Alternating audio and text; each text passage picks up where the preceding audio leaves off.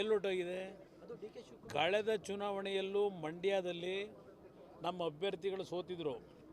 Congress BJP ನಡುವೆ, ಕಾಂಗ್ರೆಸ್ಸು ಜನತಾದಳದ ನಡುವೆ ಇರತಕ್ಕಂಥ ಅಂತರ ಕೇವಲ 3,000 ಮತದ ಅಂತರ ಇರತಕ್ಕಂಥದ್ದು. 3,000. ರೈತ ಸಂಘದ 90,000 ಬೇರೆ.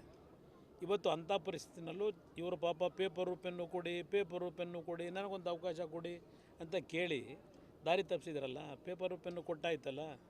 ಪೇಪರು ಪೆನ್ನು ಇಟ್ಕೊಂಡು ಅಲ್ಲಿ ಏನು ಹೊಂದಾಣಿಕೆ ಮಾಡ್ಕೊಂಡಿದ್ದೀರಿ, ತಮಿಳ್ನಾಡಿನಲ್ಲಿ DMK ಕಾಂಗ್ರೆಸ್ ಸೀಟ್ ಶೇರಿಂಗ್ ಮಾಡ್ಕೊಂಡಿದ್ದೀರಿ.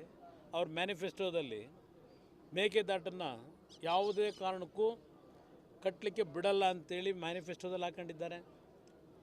ಅದರ ಬಗ್ಗೆ ನೀವು ಧ್ವನಿ ಎತ್ತಿದ್ರೆ ಈಗ ಅದಕ್ಕೆ ದೇವೇಗೌಡರು ಧ್ವನಿ ಎತ್ತಿರೋದು. ಮೇಕೆದಾಟು ನಮ್ಮ ಹಕ್ಕು, ನಾವು ಮಾಡ್ತೀವಿ ಅಂತಕ್ಕಂಥದ್ದನ್ನು ಮೊನ್ನೆ ದಿನ ದೆಹಲಿಗೆ ಹೋಗಿದ್ದು ಅಲ್ಲಿ ಕೆಲವು ವಕೀಲರನ್ನ ಭೇಟಿ ಮಾಡಿ ಬಂದಿರೋದು. ಮೇಕೆದಾಟನ್ನ ಯಾವ ರೀತಿ ಉಳಿಸ್ಬೇಕು ಅನ್ನೋದಕ್ಕೆ. ಇದೇ ಸಿದ್ದರಾಮಯ್ಯ ಮುಖ್ಯಮಂತ್ರಿ ಇದ್ದಾಗ ದೇವೇಗೌಡರು ಮನೆ ಹತ್ರಕ್ಕೆ ಯಾಕೆ ಬಂದರು? ಕಾವೇರಿ ನೀರಿನ ಕೆಲವು ತೀರ್ಪುಗಳು ಬಂದಾಗ ಯಾಕೆ ಬಂದರು ಅಲ್ಲಿಗೆ ದೇವೇಗೌಡರ ಮನೆಗೆ? ಇವತ್ತು ದೇವೇಗೌಡರನ್ನ ಪ್ರಶ್ನೆ ಮಾಡ್ತೀರಿ.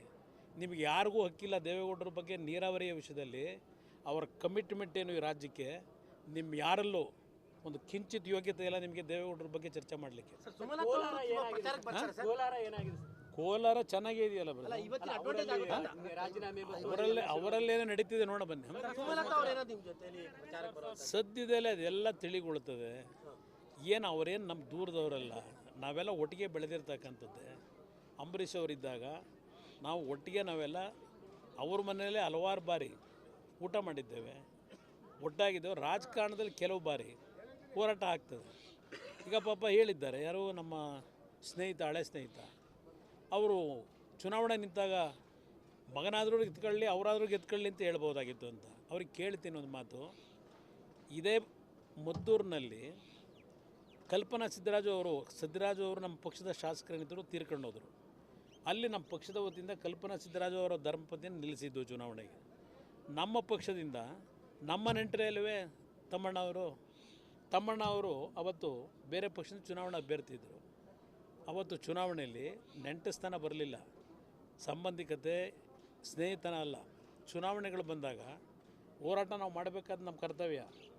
ಪಾಪ ಈಗ ಅವ್ರು ಹೇಳಿದ್ದಾರಲ್ಲ, ಅದರ ಬಗ್ಗೆ ಏನೋ ಭಾಳ ಅನುಕಂಪದಲ್ಲಿ ಇವತ್ತು ಅವ್ರಿಗೆ ಕೇಳ್ತೀನಿ.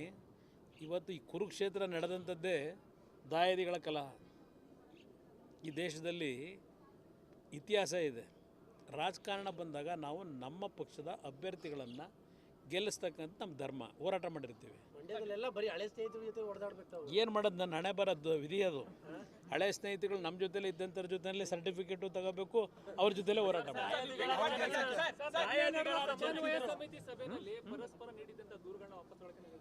ಯಾವ್ದು ಹೇಳಿ?